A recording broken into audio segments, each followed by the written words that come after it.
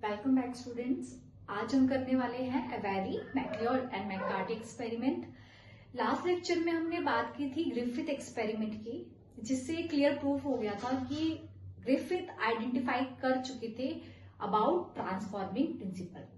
उन्होंने बताया था yes there is something which is transferred from one organism to another organism, from one generation to another generation, but वो transforming principle क्या था उसको आगे आइडेंटिफाई करने के लिए 19th सेंचुरी में और भी एक्सपेरिमेंट हुए थे। Some scientist extended the work of Griffith like Avery, MacLeod and McCarty experiment. ये तीनों साइंटिस्ट थे जिन्होंने ग्रिफिथ जी के वर्क को ही आगे एक्सटेंड किया था। Oswald Avery, Colin MacLeod and Maclyn McCarty, ये तीनों साइंटिस्ट ने मिलके ग्रिफिथ के ट्रांसफॉर्मिंग प्रिंसिपल जो नहीं बता पाया था कि बेसिकली कौन सा ऐसा केमिकल नेचर है, बेसिकली कौन सा ऐसा मॉलिक्यूल है जो ट्रांसफॉर्मिंग प्रिंसिपल होता है, इसको आगे आइडेंटिफाई करने के लिए इन तीनों साइंटिस्ट ने 1944 में एक्सपेरिमेंट दिया था। ओके, इन 1944 में बिकॉज इन्होंने आगे किसको कंटिन्यू किया, ट्रांसफॉर्मिंग प्रिंसिपल ग्रिफिथ के एक्सपेरिमेंट को ही किया था, तो सेम ऑर्गेनिज्म पे इन्होंने वर्क किया था। स्ट्रेप्टोकोकस न्यूमोनिया ही इन्होंने यूज किया था। स्ट्रेप्टोकोकस न्यूमोनिया हमें लास्ट में देखो स्टूडेंट्स, इन्होंने आपने नहीं देखा है, नहीं पता है ग्रिफिथ एक्सपेरिमेंट की detail, I will provide the link for in description box. Okay, तो आप वहां से चेक कर सकते हो। चलो, Avery, MacLeod and McCarty experiment Streptococcus pneumoniae पर हुआ था। देखो बेटा, वहां पे क्लियर था कि इन्होंने किसको यूज किया। हमने क्या देखा था लास्ट क्लास में कि S strain, heat killed S strain से ही ट्रांसफर होता है transforming principle in R strain. So इन्होंने कौन सी स्ट्रेन को यूज किया, heat killed S strain, heat killed S strain. Okay, किसकी हीट किल्ड एस स्ट्रेन कौन सी थी, स्ट्रेप्टोकोकस न्यूमोनिया की। यहां से इन्होंने एक्सट्रैक्ट आइसोलेट किया जिसमें क्या क्या प्रेजेंट था। हमने देखा ना क्या प्रेजेंट होगा, डीएनए का एक्सट्रैक्ट बनाया, मतलब इन्होंने इसी को हीट किल्ड एस स्ट्रेन को 4 डिफरेंट एक्सट्रैक्ट में सेपरेट किया, one with DNA, one with protein and RNA. Okay, तो बेसिकली एक्सट्रैक्ट आइसोलेट किया DNA, RNA and which is containing DNA, protein and RNA. अब मेन देखो इनका जो ऑब्जेक्टिव था, जैसे लास्ट टाइम हमने देखा था कि वहां पर जो प्रिंसिपल ट्रांसफॉर्मिंग प्रिंसिपल आया है, राइट, वहां पर मेन क्या था कि हीट किल्ड एस स्ट्रेन और आर स्ट्रेन को कंबाइन किया था, राइट। उसके बाद उनको क्या पता चला, ट्रांसफॉर्मिंग प्रिंसिपल। यहां पर इन्होंने क्या लॉजिक था, इन्होंने 3 एंजाइम यूज किए। उस टाइम पे हमें पता था कि कुछ एंजाइम ऐसे हैं which can destroy these molecules, like DNA can be destroyed by using enzyme DNase. Okay, so DNase enzyme,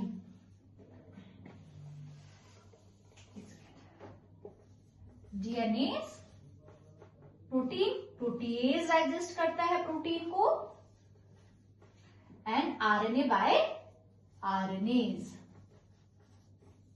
protease, DNAs and RNase. तो बेटा ये तीनों एंजाइम होते हैं, डीएनएज, प्रोटीएज एंड आरएनएज। ये तीनों किसको डाइजेस्ट करते हैं, डीएनए से कौन डिस्ट्रॉय हो जाएगा, डीएनए, प्रोटीएज से प्रोटीन एंड आरएनए से आरएनए। तो यही बेटा इनका मेन कॉन्सेप्ट है जो आपको याद रखना है कि इन्होंने किसको यूज किया था, डीएनएज, प्रोटीएज एंड आरएनएज को यूज किया था अपने एक्सपेरिमेंट में। क्या किया इन्होंने, जो अलग अलग ग्रुपिंग मैंने बताई कि कुछ इन्होंने डीएनएज को यूज किया तो डीएनए डिस्ट्रॉय हो जाएगा, प्रोटीएज को यूज किया तो प्रोटीएज डिस्ट्रॉय हो जाएगा, किसमें, हीट किल्ड एस स्ट्रेन के एक्सट्रैक्ट में, और आरएनएज से आरएनए डिस्ट्रॉय हो जाएगा। इसके बाद वही सेम प्रोसेस इन्होंने कंटिन्यू की। इन्होंने इस एक्सट्रैक्ट को किसके साथ मिक्स किया, इस एक्सट्रैक्ट को इन्होंने मिक्स किया। ओके, एक्सट्रैक्ट को मिक्स किया, किसके साथ मिक्स किया इन्होंने, एक्सट्रैक्ट को मिक्स किया इन्होंने आर स्ट्रेन के साथ। किसके साथ मिक्स किया, DNAs digested and protease digested extract and RNase digested extract, तीनों को उन्होंने मिक्स किया आर स्ट्रेन के साथ। अभी मेन मैंने भी बताया आपको क्या होता है बेटा, एक्सपेरिमेंट जिससे आपको रिजल्ट्स मिलते हैं, ऑब्जर्वेशन। तो क्या था बेटा, देखो जहां जिसमें इन्होंने क्या प्रोवाइड किया था, आरएनए, तो वहां पर भी ट्रांसफॉर्मेशन हो रहा था। ट्रांसफॉर्मेशन चेक करना है कि कौन से एक्सट्रैक्ट के साथ ट्रांसफॉर्मेशन हो रहा था और किसके साथ नहीं हुआ, यही मेन था। आरएनए के साथ ट्रांसफॉर्मेशन हुआ, प्रोटीन्स के साथ भी ट्रांसफॉर्मेशन हुआ, but main thing is this, DNA add करने के बाद ट्रांसफॉर्मेशन नहीं हुआ। अब देखो बेटा इससे क्लियर है ना, डीएनए से क्या रुक गया, ट्रांसफॉर्मेशन। तो क्लियर पता चलता है भाई जो नहीं था और ट्रांसफॉर्मेशन रुक गया, दैट मीन्स वही उसका रीजन होगा ट्रांसफॉर्मिंग का। तो इन्होंने इसी बेसिस पे बोला कि डीएनए, दैट इज डीएनए की वजह से, बिकॉज ट्रांसफॉर्मेशन रुक जाता है, जो किसको डिस्ट्रॉय करता है, डीएनए को डिस्ट्रॉय करता है। तो इन्होंने क्लियर यहाँ पे मेंशन कर दिया था दैट जेनेटिक मटेरियल और हेरिडिटरी मटेरियल और ट्रांसफॉर्मिंग प्रिंसिपल, जो ग्रिफिथ जी ने बोला था वो कौन होता है, डीएनए। सो डीएनए ट्रांसफर होता है from one generation to another generation. Basically transforming principle को इन्होंने क्या बोला, कौन है, डीएनए। बट बेटा यहां पर भी क्या हुआ, डीएनए। इस टाइम पर भी क्या था कि बहुत सारे साइंटिस्ट मतलब बायोलॉजिस्ट इससे कन्विंस नहीं हुए थे, क्योंकि सिर्फ डीएनए को इन्होंने मतलब इससे लॉजिक से वो सेटिस्फाई नहीं हुए थे। आगे इसी एक्सपेरिमेंट को और आगे प्रूव करने के लिए साइंटिस्ट, दूसरे साइंटिस्ट जो जिसका मैं डिटेल में मोस्टली बेटा ये इंपॉर्टेंट एक्सपेरिमेंट है, हर्शे एंड चेज एक्सपेरिमेंट। आपने देखा भी होगा लास्ट ईयर्स में बोर्ड में बहुत सारे क्वेश्चन इस टॉपिक से पूछे गए हैं, एंड ये one of the important topic भी होता है रिगार्डिंग एक्सपेरिमेंट। अगर हम बहुत सारे एक्सपेरिमेंट को कंपेयर करें एनसीईआरटी से, so Hershey and Chase is one of the important experiment. Hershey and Chase experiment, Hershey and chase experiment।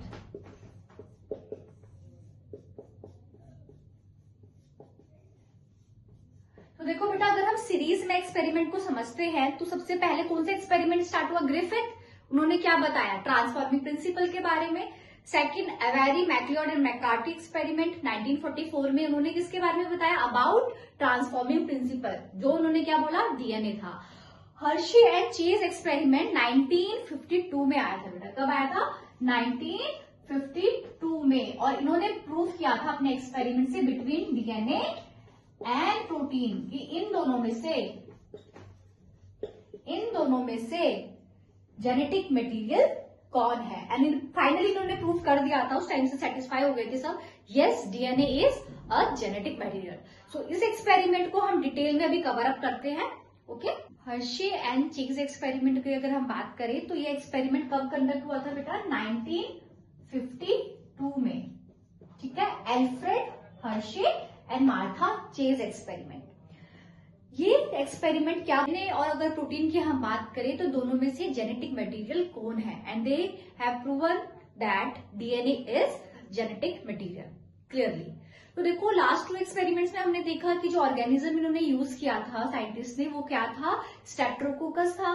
But Hershey and chase ने जिस ऑर्गेनिज्म पे वर्क किया वो था, मेन आपको पहले ये समझना होगा क्योंकि किस स्पेशल मतलब किस ऑर्गेनिज्म पे उन्होंने वर्क किया था। किस पे किया था बेटा, बैक्टीरियोफाज। ओके, याद रखना बैक्टीरियोफाज इन्होंने यूज किया था। तो देखो बेटा नाम में क्या रहा है, bacteria, that mean something related to bacteria. और बहुत सारे स्टूडेंट ये सोचते हैं कि ये बैक्टीरिया ही है, no, bacteriophage is a virus which infect bacteria. Okay, so bacteriophages क्या होते हैं, वायरसेस होते हैं। सो बैक्टीरियोफाजिस क्या होते हैं, these are the viruses which infect bacterial cell. तो ये बेटा इस चीज में कंफ्यूज मत होना, क्योंकि बैक्टीरियोफाजिस क्या होते हैं, बैक्टीरिया नहीं होते हैं, दीज आर वायरसेस जो किसको इन्फेक्ट करते हैं, बैक्टीरिया को। Okay, so Hershey and chase ने बैक्टीरियोफाज बैक्टीरिया को यूज किया था। एंड कौन से वायरस को, ये वायरस कौन से बैक्टीरिया को इन्फेक्ट करते हैं बेटा, ई कोलाई को। किसको इन्फेक्ट करते हैं, ओके, किसको इन्फेक्ट करते हैं? ई कोलाई को। अब देखो यहां पर इन्होंने क्या किया, इन्होंने बैक्टीरियोफाज के दो अलग, देखो क्या होता है कि अगर किसी बैक्टीरिया को आपको ग्रो कराना पड़ता है, ग्रो कराते हो तो आप उसको क्या प्रोवाइड कराते हो? एक मीडियम देते हो जहां से वो न्यूट्रिएंट लेता है और फिर ग्रो करता है। सेम इन्होंने भी मीडियम प्रोवाइड किया, बट बैक्टीरियोफाज को तब इन्होंने मीडियम प्रोवाइड किया तो उन्होंने दो अलग टाइप के मीडियम लिए। एक मीडियम लिया जिसमें इन्होंने क्या यूज किया? रेडियो एक्टिव, देखो बेटा यही मेन है इनका, रेडियो एक्टिव सल्फर लिया, लेबर 35, और एक इन्होंने 32 लेबर फॉस्फोरस यूज किया। तो एक में इन्होंने क्या यूज किया? फॉस्फोरस। एक में इन्होंने क्या यूज किया? Sulphur, right? क्या यूज किया? Sulphur, radio active sulphur and radio active phosphorus. तो देखो इनके इसके पीछे इनका मेन लॉजिक क्या था कि जिस मीडियम में ये रेडियो एक्टिव सल्फर यूज करेंगे वहां पर जो बैक्टीरियोफाज होगा उनके पास क्या रेडियो एक्टिव होगा? देखो यही मेन है, हमें ये पता होता है कि जो प्रोटीन होते हैं उनके पास सल्फर होता है, राइट? और डीएनए के पास फॉस्फोरस होता है। ये उनको भी पता था कि डीएनए के पास फॉस्फोरस है एंड प्रोटीन के पास सल्फर है। तो इसीलिए रेडियो एक्टिव सल्फर जिन्होंने जब यूज किया तो क्या मिला? रेडियो एक्टिव प्रोटीन होगा इनके पास, right? But DNA radioactive नहीं होगा, रेडियो एक्टिव डीएनए नहीं होगा। यहां पर डीएनए कैसा होगा? आपका रेडियो एक्टिव होगा, बट प्रोटीन जो है वो प्रोटीन जो है रेडियो एक्टिव नहीं होगा। तो यही इनका मेन लॉजिक था कि रेडियो एक्टिव सल्फर यूज किया तो इन बैक्टीरियोफाज के पास रेडियो एक्टिव प्रोटीन होगा, और जहां पर रेडियो एक्टिव फॉस्फोरस यूज किया वहां पर रेडियो एक्टिव डीएनए होगा। अब इन्होंने बेसिक क्या किया, देखो अब क्योंकि हम बैक्टीरियोफाज पे एक्सपेरिमेंट है ये, तो थोड़ा सा बैक्टीरियोफाज को हमें समझना पड़ेगा। बैक्टीरियोफाज ये तो क्लियर है ना, वायरस है जो ई कोलाई को इन्फेक्ट कर रहे हैं। एक चीज और है, देखो बैक्टीरियोफाज के पास सिर्फ दो चीजें होती है, वायरसेस के पास जनरली दो चीजें ही होती हैं, तो बैक्टीरियोफाज के पास भी दो चीजें होती है। एक होता है इनके पास वायरल कोट, ठीक है? तो ये जो वायरल कोट होता है ना बेटा, ये इनका किससे बना होता है? प्रोटीन से ही बना होता है। और एक इनका होता है जेनेटिक मटेरियल जो डीएनए होता है, ठीक है? तो अगर हम बैक्टीरियोफाज की बात करें, मैं ज्यादा डिटेल में नहीं, रफ आपको डायग्राम बना के दिखा रही हूं, ठीक है? तो ये देखो ये है इनका क्या? वायरल कोट होता है बैक्टीरियोफाज का, ठीक है? तो ये किससे बना होता है? प्रोटीन से। और जो ये देखो बेटा ये एक्सप्लेनेशन बुक में नहीं है, राइट? अगर आप एनसीईआरटी से इसको पढ़ोगे तो डाउट यहाँ पर बच्चों को आता है कि ये क्या हो गया, है ना? कि वायरल प्रोटीन कहाँ से, डीएनए कहाँ से, इससे क्या डिफरेंस पड़ेगा, कैसे आगे चीजें इससे समझ आएंगी। तो ये समझना जरूरी होता है कि बैक्टीरियोफाज का जो वायरल कोट होता है वो प्रोटीन से बनता है और अंदर इनका जेनेटिक मटेरियल डीएनए प्रेजेंट होता है, राइट? तो अगर मैं दो अलग टाइप से आपको बना के दिखाऊं तो ये क्लियर है कि देखो जिनके पास रेडियो एक्टिव फॉस्फोरस था तो उनके पास ये जो डीएनए है वो क्या होगा? रेडियो एक्टिव होगा। ब्लू कलर मैं यूज कर रही हूँ रेडियो एक्टिव शो करने के लिए, तो क्या होगा? रेडियो एक्टिव डीएनए होगा। जहां पर आपने क्या यूज किया था? फॉस्फोरस रेडियो एक्टिव यूज किया था। जहां पर अगर आपने सल्फर रेडियो एक्टिव यूज किया है, किसको रेडियो एक्टिव यूज किया है? सल्फर को, तो वहां पर आपका ये वायरल कोट जो है ये क्या होगा? रेडियो एक्टिव होगा, बट आपका डीएनए जो है रेडियो एक्टिव नहीं होगा, राइट? तो देखो ये क्या है? रेडियो एक्टिव आपको वायरल कोट मिल रहा है और ये रेडियो एक्टिव नहीं है। तो यही से हम समझ जाएंगे, ठीक है, कि अब आगे एक्सपेरिमेंट में क्या हुआ था इसको हम आगे अभी देखते हैं। ओके, तो एक्सपेरिमेंट को कंडक्ट कराने के लिए इनके 3 स्टेप है, जो बुक में दिए हुए हैं वही हमें देखने हैं। इनके 3 स्टेप्स होते हैं। एक इनका क्या होता है? इन्फेक्शन, मतलब स्टेप जो आपने देखा होगा, आपको डायग्राम में भी शो करना है, डायग्राम बनाना है। दूसरा है आपका first step is infection, second step है आपका blending and third one is centrifugation, ठीक है? तो आपको डायग्राम बनाना मेन होता है, तब अगर ये एक्सपेरिमेंट पूछा जाता है तो आप डायग्राम बना के एक्सप्लेन करोगे। तो देखो बेटा इन्फेक्शन की जो प्रोसेस होती है, इन्फेक्शन जो स्टार्ट होता है ना, ये किसको इन्फेक्ट कर रहे हैं? राइट, बैक्टीरिया को इन्फेक्ट कर रहे हैं। अगर हम बात करें, ऐसे डायग्राम में बनाया होगा देखना, ठीक है? बैक्टीरिया को मैं दो अलग से, क्योंकि इन्होंने क्या किया है, दो बैक्टीरियोफाजेस यूज किया है अलग अलग टाइप के, तो अलग दो बैक्टीरिया बना के उन्होंने डायग्राम में दिखाए हुए हैं। रफली डायग्राम बना रही हूँ, उसको अच्छे से आप बुक से एक बार टैली कर लो ना, मैं यहाँ पे आपको बस कॉन्सेप्ट बता रही हूँ। ये क्या है, बैक्टीरिया है। तो तब इंफेक्शन होता है तो बैक्टीरियोफाज का फर्स्ट स्टेप क्या होता है, तब इंफेक्शन करते हैं, ये अपना अभी हमने डायग्राम में देखा था, एक वायरल कोट होता है, राइट। वायरल कोट को अटैच करते हैं बैक्टीरियोफाज के, सॉरी बैक्टीरियोफाज अपना वायरल कोट ऐड करता है किस पर, ये है बेटा बैक्टीरिया, इकोलाई। ओके, इकोलाई के बैक्टीरिया पे अपना वायरल कोट को ऐड करता है। तो हम दो कंडीशन लेते हैं जहां पर एस रेडियो एक्टिव था, और एक कंडीशन हम लेते हैं जहां पे फास्फोरस रेडियो एक्टिव था। तो एस में हमने देखा प्रोटीन रेडियो एक्टिव है, राइट। तो जो वायरल कोट रेडियो एक्टिव हम अगर बनाएंगे तो इस तरीके से वहां पे डायग्राम में अटैचमेंट दिखा रखा है, ठीक है। और इधर आपका डीएनए हम रेडियो एक्टिव दिखाएंगे, राइट। समझ आ रहा है, अटैचमेंट हो रहा है, कुछ नहीं हो रहा है, सिर्फ क्या हो रहा है, अटैचमेंट। किसका अटैचमेंट हो रहा है, बैक्टीरियोफाज का, किससे, इकोलाई के लिए। तो इन्फेक्शन के लिए अटैचमेंट होना जरूरी है, ओके। दोनों में क्या दिख रहा है कि अटैच हो गए हैं बैक्टीरियोफाज इकोलाई से।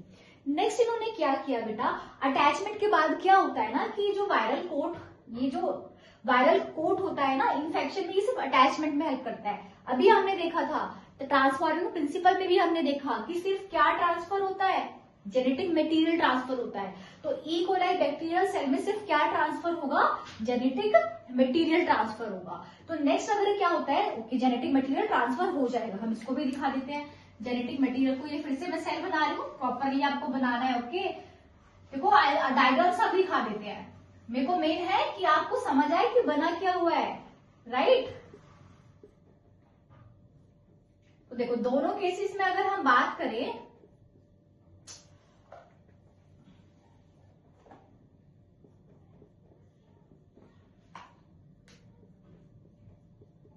टू सेव टाइम बेटा मैं थोड़ा रफली बना लू डायग्राम, बस कॉन्सेप्ट ले लो आप। तो यहाँ पर क्या है कि अगर हम बैक्टीरियोफाज की, ये वायरल कोट है, ओके। वायरल कोट की अगर हम बात करते हैं तो ब्लेंडिंग प्रोसेस में बच्चों को कंफ्यूजन आती है कि ये ब्लेंडिंग क्या है। इन्फेक्शन क्लियर हो गया, इन्फेक्शन हुआ, वायरल कोट अटैच हुआ, जेनेटिक मटेरियल सेल के अंदर ट्रांसफर हो गया। अब ये जो वायरल कोट था बेटा, इसको सेपरेट करने के लिए क्या प्रोसेस होती है, ब्लेंडिंग। तो ब्लेंडर से ब्लेंडिंग होती है। तो ये जो वायरल कोट अटैच थे बैक्टीरियल से, सेल से, ये हट जाते हैं। तो वायरल कोट को रिमूव करने के लिए क्या यूज करते हैं, ब्लेंडिंग। अब आता है मेन बेटा लास्ट स्टेप, सेंट्रीफ्यूगेशन। सेंट्रीफ्यूगेशन में क्या होता है, ये बेटा एक टेक्नोलॉजी होती है, ठीक है। इसको आप आगे क्लासेस में पढ़ोगे, अगर आप आगे फर्दर स्टडी करते हो, 12th के बाद आप एमएससी लेते हो या बायोटेक आगे जो भी कंटिन्यू करते हो, तो वहां पर आपको सेंट्रीफ्यूगेशन यूज करना सिखाएंगे। बट अभी हमें मेन क्या देखना है कि सेंट्रीफ्यूगेशन में क्या होता है ना, आपको एक सुपरनेटेंट मिलता है, मतलब डेंसिटी के बेसिस पे होता है, थोड़ा सा हिंट दे देती हूँ। एक सुपरनेटेंट मिलेगा और एक आपको क्या मिलेगा, जो आपके सेल थे, राइट।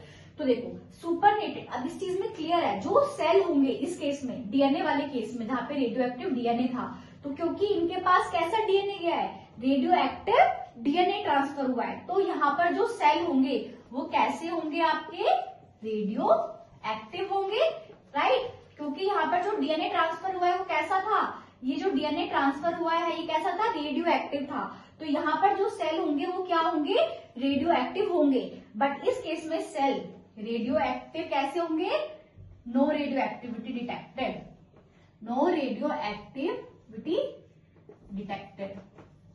कहां पर, सेल में, ठीक है। बट यहाँ पर क्या था, सेल रेडियो एक्टिव थे, वही रीजन है, जो ट्रांसफर हुआ है डीएनए वो कैसा था, रेडियो एक्टिव था, तो सेल कैसे हो जाएंगे, रेडियो एक्टिव। बट अगर हम सुपरनेटेंट की बात करें तो ऑब्वियसली यहाँ पर सुपरनेटेंट में क्या है, रेडियो एक्टिव नहीं होगा, क्योंकि वायरल कोड अगर हम बात करें सुपरनेटेंट की तो यहाँ पर रेडियो एक्टिविटी नहीं होगी, और यहाँ पर रेडियो एक्टिव सुपरनेटेंट आपको मिलेगा, ठीक है, सुपरनेटेंट। तो देखो दोनों केसेस में ये बेटा लास्ट का आपको समझना जरूरी है कि अगर हम सेल की अगर बात करते हैं तो सेल यहाँ पर रेडियो एक्टिव आपको डिटेक्ट होते हैं, सुपरनेटेंट रेडियो एक्टिव नहीं है। सेल रेडियो एक्टिव क्यों है, क्योंकि जो डीएनए ट्रांसफर हुआ था वो रेडियो एक्टिव था, बट यहाँ पर रेडियो एक्टिव डीएनए नहीं था, इसीलिए रेडियो एक्टिव सेल नहीं मिले। तो आपको एक्सपेरिमेंट में ये चीजें दिखाना जरूरी है, इन्फेक्शन हुआ, अटैचमेंट हुआ, ठीक है, क्या फिर ब्लेंडिंग से क्या सेपरेट हुए, अलग हुए, वायरल कोट अलग हुआ, सेंट्रीफ्यूगेशन से सुपरनेटेड और सेल आपके सेपरेट हो गए। तो इससे क्लियर है, आपको भी समझ आ रहा होगा बेटा देख के कि ये क्लियर हो गया था कि जो ट्रांसफर होता है या जेनेटिक मटेरियल है, प्रूव हो गया था वो क्या है, डीएनए है, प्रोटीन जेनेटिक मटेरियल नहीं होता है। अगर हम सारे ऑर्गेनिज्म की बात करते हैं तो डीएनए ही जेनेटिक मटेरियल है, बट कुछ एक्सेप्शन होता है जहां पर RNA as a genetic material add करता है। कहां पर, वायरसेस में। तो कुछ वायरसेस ऐसे होते हैं जिनमें जेनेटिक मटेरियल आरएनए होता है। अब नेक्स्ट क्लास में हम क्या देखेंगे, जो न्यू लेक्चर मैं लेके आऊंगी वहां पर हम कंपेयर भी करेंगे कि डीएनए और आरएनए में मोस्टली हमारा डीएनए ही जेनेटिक मटेरियल बेटर क्यों है, आरएनए क्यों नहीं है। तो ये हो गया हमारा पूरा एक्सपेरिमेंट, मतलब डिस्कवरी हो गई, जेनेटिक मटेरियल की डिस्कवरी हो गई है, डीएनए डिस्कवर्ड हो गया है। अब डिटेल में पहले हम समझेंगे स्ट्रक्चर ऑफ डीएनए, कि डीएनए का स्ट्रक्चर क्या होता है, क्योंकि बेटा आगे हमें जो सारी प्रोसेस पढ़नी है चैप्टर में इंक्लूडेड है वो यही है, right. Okay, so please like and subscribe my channel. से लाइक एंड सब्सक्राइब बोलो।